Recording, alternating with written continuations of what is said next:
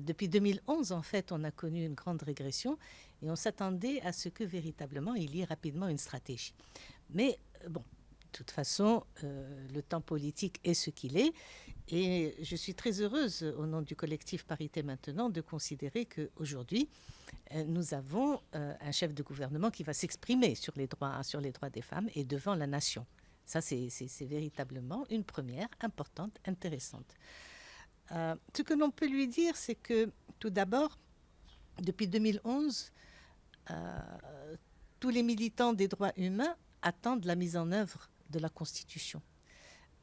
Attendre que l'article 19, qui était véritablement révolutionnaire pour le Maroc et qui a été adopté en 2011 dans le cadre de la Constitution, soit mis en œuvre. Et c'est sur quoi a travaillé le collectif Parité Maintenant, qui regroupe plus de 75 personnalités, leaders de partis, leaders de syndicats, leaders d'ONG de femmes, d'ONG des droits humains, universitaires, artistes. Il y a eu toute une grande mobilisation autour d'un projet de loi cadre pour l'égalité, pour la parité et pour la lutte contre toutes les formes de discrimination. Pourquoi ? Parce que nous considérons que l'article 19 mérite une loi cadre qui puisse, disons, normer le champ, mettre en place des priorités et mettre en place un délai de réalisation de la parité et de l'égalité au Maroc. Par exemple, nous proposons 2030 en relation avec les objectifs de développement durable et nous considérons que c'est en mettant en place des délais que l'on peut véritablement avancer. Bien sûr, nous sommes sûrs que d'ici 2030, évidemment, le temps est court, mais en même temps, en mettant en place des priorités, par exemple sur la parité, l'égalité dans le domaine institutionnel et politique, dans le domaine économique, parce que c'est là où la femme subit le plus d'inégalités en termes de salaire, en termes de retraite, en termes d'accès pour les enfants à la mutuelle, etc. Et aussi de faire en sorte qu'il y ait une relation plus directe et plus harmonieuse entre l'espace public, donc tout ce qui est institutionnel et politique, économique et culturel, et l'espace privé avec le code de la famille. Parce qu'il faut véritablement libérer ce potentiel.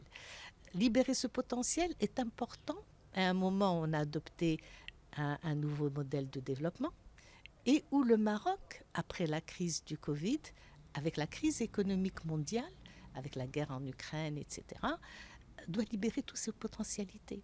Et donc, il ne peut pas se passer de 50% de sa population. Libérer le potentiel, c'est donner à la femme tous ses droits. Et c'est ce que nous attendons du chef de gouvernement, c'est qu'il mette en place une stratégie qui repose sur le principe de l'égalité réelle entre les hommes et les femmes et qui mette en place les priorités pour y arriver. Et la meilleure des priorités, c'est une loi cadre qui permette véritablement, comme je vous l'ai dit, de normer et, par exemple, de commencer par l'économique, le politique et par le familial, le code de la famille et le code pénal. Et le code, et bien sûr, quand tu parles d'économie, c'est aussi le code du travail, où il y a énormément, disons, d'inégalités pour les femmes. Donc c'est un agenda que vous demandez. Absolument. Un agenda chiffré, un agenda précis, un agenda avec des priorités qui nous permettent par la suite de revenir et de dire monsieur le chef de gouvernement, vous avez fait ceci, vous n'avez pas ceci. On a encore cela à réaliser. Voilà. Le code de la famille a été cité comme priorité par Sa Majesté lors du discours du trône de l'année dernière. Sa Majesté avait dit aussi, à côté du code de la famille, qu'il fallait mettre en œuvre l'article 19 et aller vers la parité. Donc, nous considérons effectivement que c'est une priorité, que le code de la famille doit être considéré comme une priorité. Comme je vous l'ai dit, il faut qu'il y ait cette convergence et cette harmonie entre l'espace privé et l'espace public.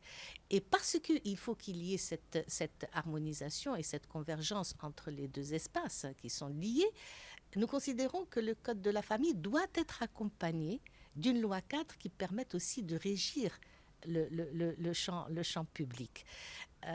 Travailler sur l'espace privé sans travailler sur tout l'espace public, à notre avis, ne serait pas complet et ne donnerait pas tous les fruits et tous les résultats.